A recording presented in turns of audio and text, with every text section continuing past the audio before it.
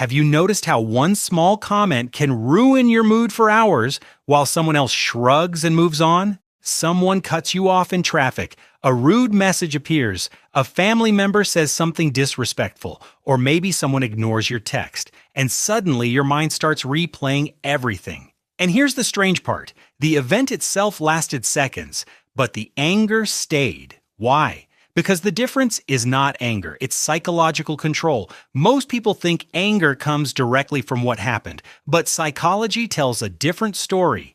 Anger is often not created by the event itself, but by the meaning your brain attaches to it. Think about it. Two people hear the same insult, one explodes, the other laughs and forgets it. Same words, completely different emotional outcome. Which means something important. People are not controlling your emotions as much as you think. Your interpretation is. And this is where anger becomes dangerous because anger feels powerful. It feels justified. It feels like strength.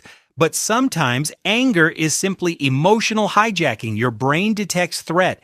Not always physical threat, psychological threat, disrespect, rejection, loss of control, damage to ego, and suddenly your emotional brain reacts before your rational mind catches up. That's why anger often feels automatic. Your body becomes tense, thoughts speed up.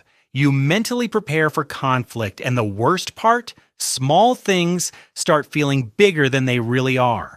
A sarcastic comment becomes personal, a disagreement becomes disrespect, an inconvenience becomes an attack. And slowly, you stop controlling anger. Anger starts controlling you. The person who angers you often controls you. That line sounds uncomfortable because it is. Think about how often a stranger, a coworker, an argument online, or a careless remark has stolen your peace, not your wallet, not your time, your peace.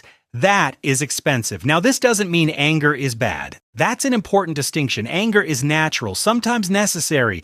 It tells you something matters. It points toward boundaries, problems, injustice. The real problem is not anger. It is unconscious reaction, because reaction is immediate. Control is deliberate. And here is the psychology most people miss. Anger grows strongest when expectation meets reality and loses. You expected respect, patience, agreement, fairness, and reality gave you something else. So the emotional brain protests, but here's the relief.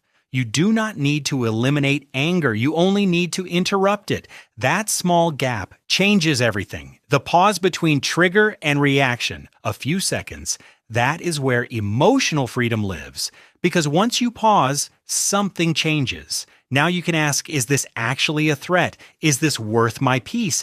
Am I reacting to reality or to wounded expectation? And strangely, many situations lose power the moment you stop feeding them emotional fuel. People still behave badly, life still becomes messy, but your nervous system no longer obeys every trigger. That is real control. Not pretending to be emotionless, not suppressing anger, understanding it. Because calm people are not people who never feel anger. They are people who learned not to surrender their peace to every passing emotion. And maybe that is the real lesson. The moment someone can control your emotions, they stop irritating you and start controlling you. Please like and subscribe.